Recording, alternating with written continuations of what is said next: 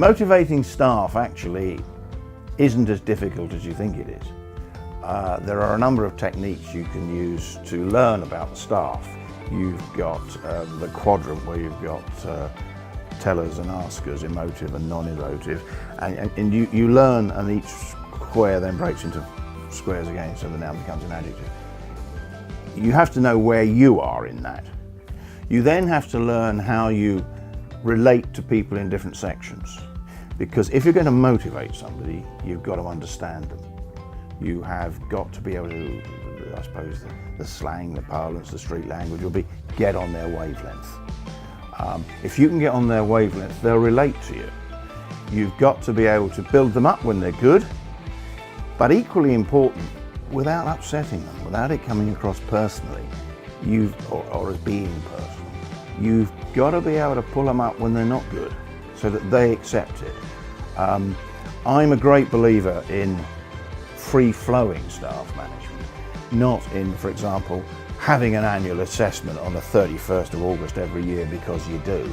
Some people, if they know that their pay review is September, so their assessment's August or something, the tension builds up in them. They start to worry as they get closer to it.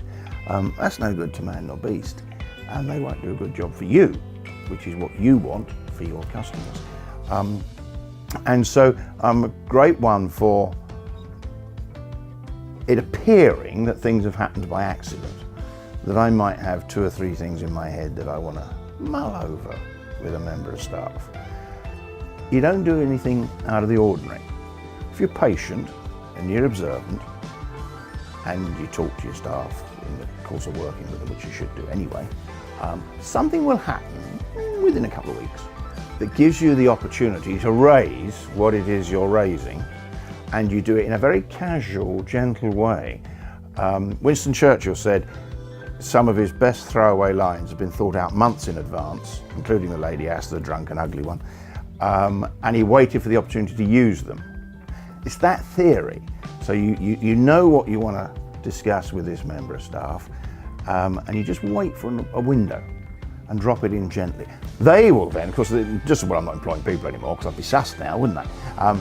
They will then think, let's just come into your head. They've not worried about it in advance. You'll get a genuine reaction from them, and you deal with it. It's motivating them on the hoof, and you leave them, which is important, unless you're sacking them, you leave them on a high.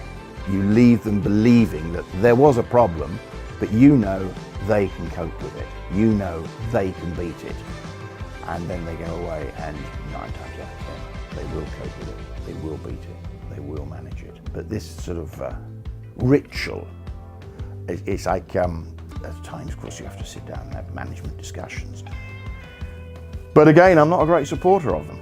It's whether you're motivating one-to-one or in a group, it's much better to put it into a relaxed environment. I suppose that's what I'm saying.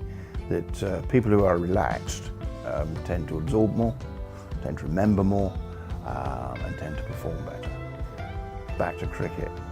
When you see a batsman going through a struggling period, what do? Practice, practice, practice. What happens? Struggling period doesn't get better, it goes on longer. And if you talk to the sports psychologists and men motivators, and of course Mike Brearley, former England captain, brilliant motivator of sportsmen, he says you need to relax. So if they need to relax, you as the manager need to approach them in a relaxed manner.